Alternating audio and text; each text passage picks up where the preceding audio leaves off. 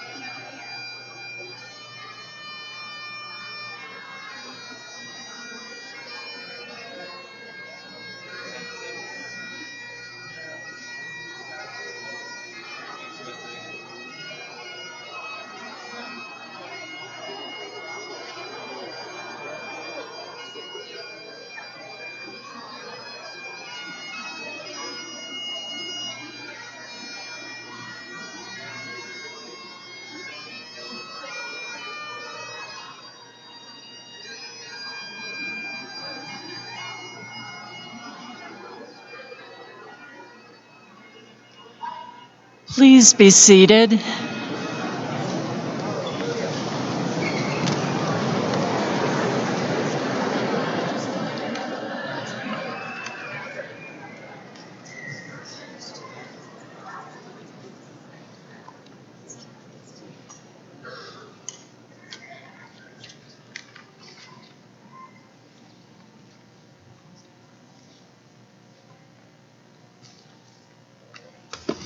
Good evening, everyone.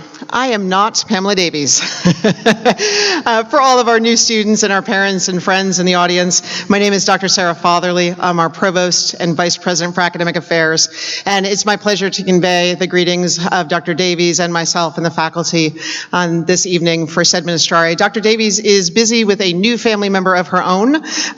She had a new grandchild born this morning. Aw, I know, so. So you have me, but please know that the remarks I'm going to offer very much come from Dr. Davies, and I know she wishes she could be here with you, but family is obviously important, and so she will be back on campus soon. So it is my pleasure to welcome you all to Queen's University of Charlotte. I know you've had a lot of welcomes during the day. Please know that all of them are genuine. Our motto at Queen's is non ministrare, sed ministrare, not to be served, but to serve.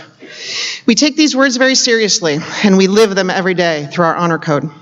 The pledge we make to this code requires us to live a life of integrity, responsibility, honesty, respect, and service. These virtues are perhaps more relevant today than ever before. Every year we gather right here, just like this, to celebrate and recommit to the values that are the foundation of strong character. The Sed Ministrare ceremony is a time-honored tradition at Queen's, and you'll be reminded of that commitment that you make here tonight throughout the many days and years to come. This pledge will help define who you are and continue to shape who you will become. It extends into your classrooms, your living spaces, and your social networks, both virtual and real. The commitment of integrity and honor will influence your behaviors in your internships and on your international study tours. You will even be reminded of this pledge in 4 years when you participate in another important ceremony, graduation.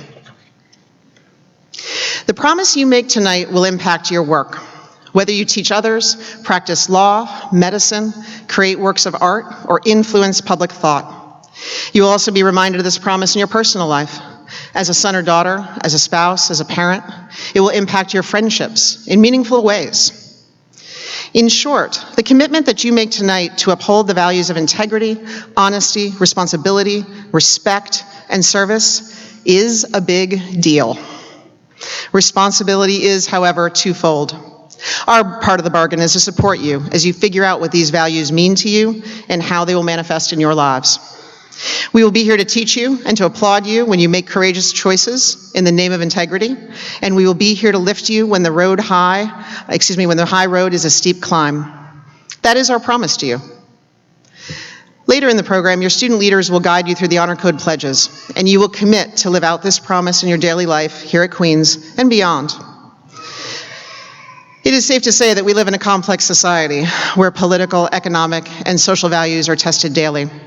Translating sed ministrare into action happens in a variety of ways. Tonight, one of our most accomplished professors will discuss Start with Why. So I ask you to please help me in welcoming our speaker, Ms. Lee Hartman, who is Director of the Undergraduate Program in the McCall School of Business.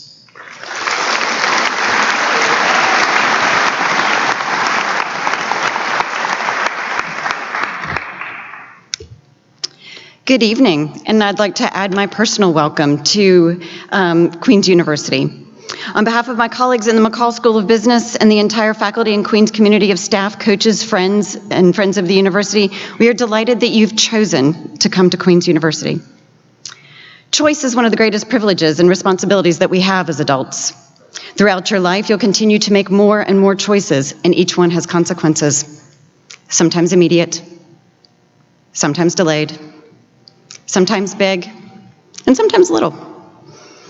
One of the things that I like most about college is that it represents such a significant choice. You've all chosen to be here, and you probably made this choice for a variety of reasons. Academics, sports, family tradition, the beauty of the campus, the city experience, the 4 seasons of North Carolina, and just because it felt right. Many people will tell you that your college friends are your lifelong friends, and I'm living proof of that. And I think it's a product of having made the same choice, even if for different reasons. Research has shown that when people think about situations in the context of choice, they can do more, they can do better, and they're happier. The men and women of the United States Marine Corps do some of the most challenging work imaginable. Many studies have been done to determine what makes them different and so alternatively capable. What is that thing that makes them able to do what they do? If we could identify it, if we could recruit for it, if we could train it, if we could develop it, we'd all be safer, we'd all feel better. And it turns out that it's not a physical characteristic or an intellectual capability. The secret sauce is choice and commitment. The Marines are able to perform these Herculean physical and mental acts because they choose to do so. They choose to train at the highest levels. They choose to trust each other to do the same, to always do their best. They risk their lives in part because they know that others are risking theirs.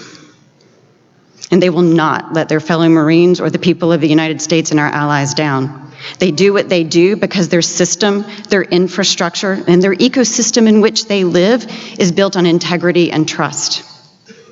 It all works because each individual chooses to make it work. Hugh McCall of the McCall School of Business is a former Marine. There are no ex-Marines, there are only former Marines. The Marine Corps is an extreme example of choosing to be the best. Mahatma Gandhi, who is not your average Marine, is someone who has also made a distinct choice to bring out the best in himself and others. And he drives home that point with the following quote: "Your beliefs become your thoughts become your words become your actions become your habits become your values, and your values become your destiny." So why an academic honor code? Why not an academic policy? That's a purposeful choice that we've made as a community, and I'll address that in a second, but first, I'll digress for a moment. So specifically to the students, you and I are not that different. I've chosen to be here too. I've recently retired from a career in consulting and banking specifically to become part of the faculty to help you through these amazing 4 years. And as part of my transition, I'm a student too. Now, many older people that you'll run into are going to call themselves students of life and lifelong learners, but I mean, I took a closed-no, closed-book test involving math and writing essays in the last 4 weeks. So I get it as from coming from a student perspective. And as part of being a student, in one of my first classes that I took, which is in a very long time, I had to read a book. You've probably experienced that. And I have to tell you, I was not excited about reading this particular book. I didn't really think I had time to read the book, but I read the book. And halfway through that book, I was still not especially excited about that book. And then there was one sentence that changed everything. So the book starts with Why, and it's by Simon Sinek. And the premise of that book is that why people do what they do is what really matters. But it's like, how many times have someone asked you to explain why you did something and your answer is, I don't know. And so if you're one of those people who made that final decision to come to Queens because it just felt right, then you know what I mean. You know the answer, but it's hard to explain. So why people do what they do is frequently impossible to explain because it's driven by part of the brain that's not especially well equipped for language. So the sentence from this book that impacted me so much is as follows. Dr. Martin Luther King gave the I have a dream speech, not the I have a plan speech. People followed Dr. King because he inspired them. So why do we have an honor code and not an academic policy? It's the same reason that Dr. King shared his dream and not his plan. The honor code is a choice, and it starts with why. As faculty, coaches, and community, and as an institution, what we ask of you is the equivalent of your professional integrity as a student. In return, we'll provide you the gift of feedback and support. So I just called feedback a gift. And as you know, you can take gifts and you can use them, you can return them, or you can stick them in a closet. That's your choice. But when you share your true self with us, your own work and your best work, we can help you. And I'm going to let you in on a little secret. This whole place is designed for people who don't already know everything. So our help is frequently going to come in the form of feedback on assignments and grades, and that's not to be a value judgment on you as a person, but rather it's intended to help you be stronger in the content and resilient in the process of accepting feedback and making the choice on what to do with it. Resilience is proven to be one of the characteristics that separates successful and happy people from those less so. Perfection isn't the expectation. Striving to be better every day is the expectation for all of us. In my 25 years as a hiring manager in corporate America, what I looked for most in people was people who are competent and resilient. Everyone stumbles. It's how you react to the stumble that matters most. I live by a quote that I learned by a relatively obscure song from a relatively obscure band called Jupiter Coyote. Nothing beats a failure but a try. Also, everybody has good ideas, but sometimes those good ideas can be made even better through collaboration, and credit has to be shared. Acknowledge your sources. There's resilience in setting aside one's pride and letting your good ideas become a great accomplishment through teamwork. So engage now, further develop your skills now, get experience now, so that as the stakes get higher going forward, you can do for yourself with confidence what no one can or should do for you. So, read the books you don't necessarily want to. It could change everything. Consider why you do what you do, even if it's nearly impossible to articulate. Stumble with authenticity. Make the choice to be courageous and vulnerable enough to engage fully so that you can receive the gift of feedback that will help you build the skill of resilience. Develop your beliefs, thoughts, words, actions, habits, value, and destiny here. Make the choice to have honor and integrity and practice truthfulness in all that you do and expect that from others. It is your choice, and it starts with why.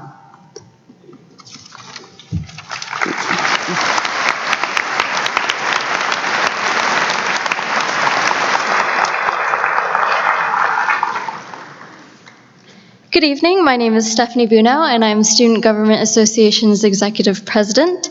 Will the class of 2021 and all transfer students please rise and join me by reciting the Honor Code Pledge located on the lower left-hand side of your program.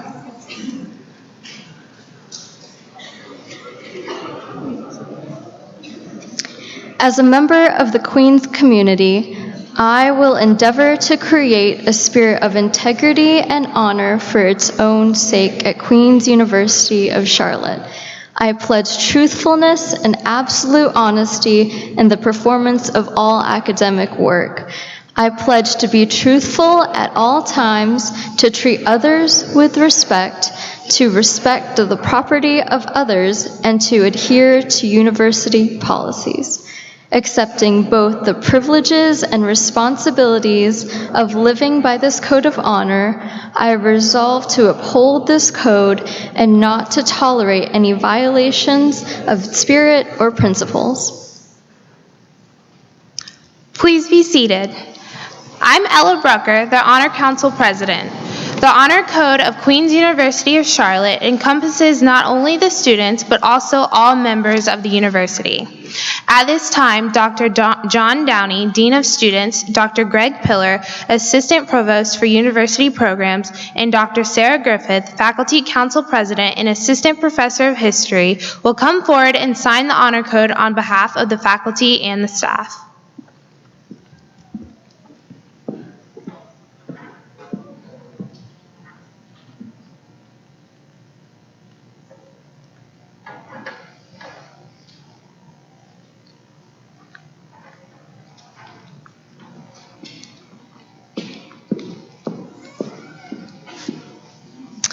At this time, you will be guided to the stage by Rose to sign your name in the Journal of Queens University of Charlotte, signifying that you are now formally part of this university as it is part of you.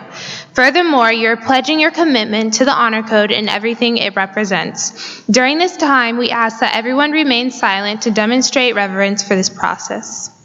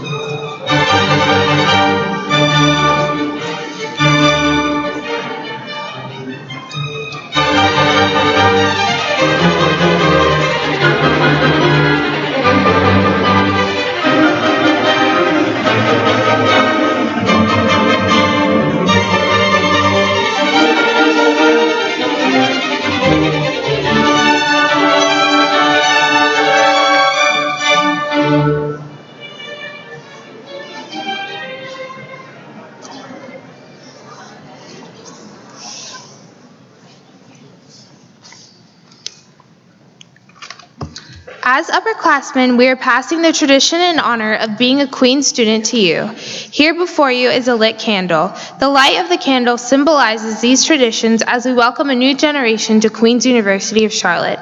After I light the first candle, I will pass the light to Marcus, the senior class president, who will then pass the light to the first student in each row. After they light your candle, please pass the light to the person standing beside you. At this time, please locate your program and stand as we prepare to light the candles and sing the Queen's hymn.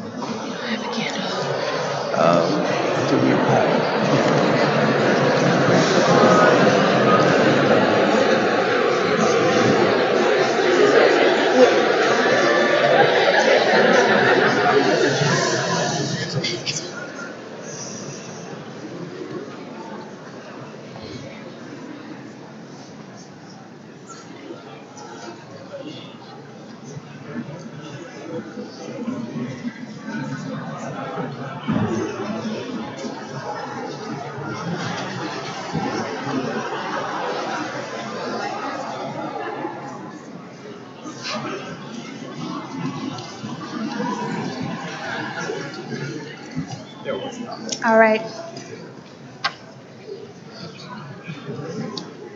Ready, bang, sir? Ready, bang.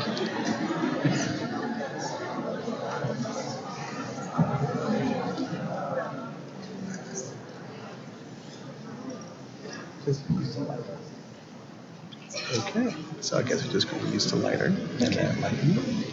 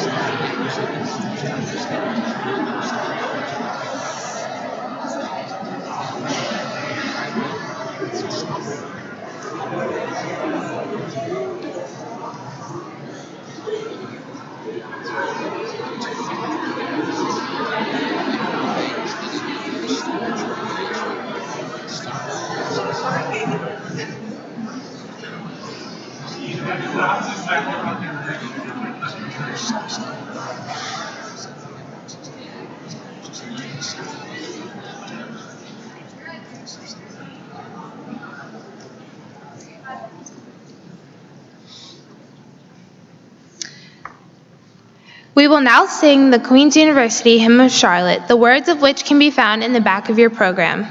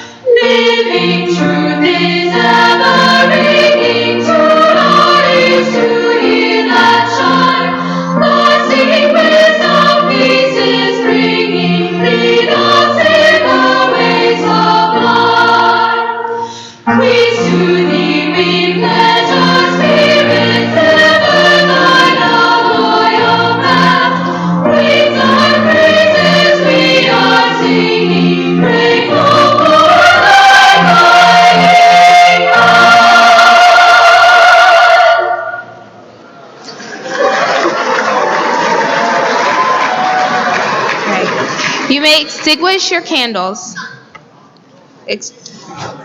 Blow them out. Should we just keep them? Yeah.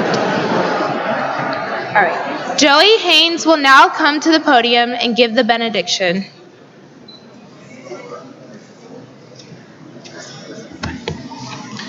Please be seated.